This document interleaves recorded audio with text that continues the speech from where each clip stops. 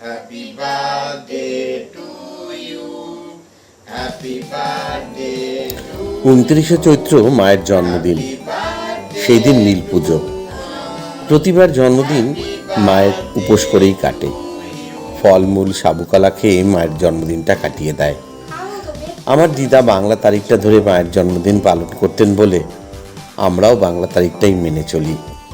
দিদার মুখে গল্প শুনেছি, মায়ের জন্মদিনের দিন দিদা নিজের হাতে পায়েস করে মাকে খাওয়াতেন।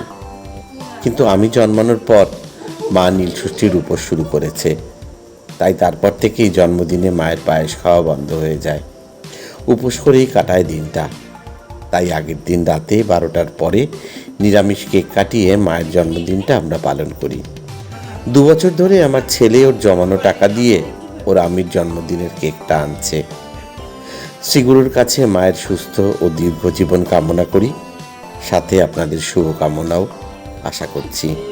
শুভ জন্মদিন মা, ভালো থেকো, সুস্থ থেকো।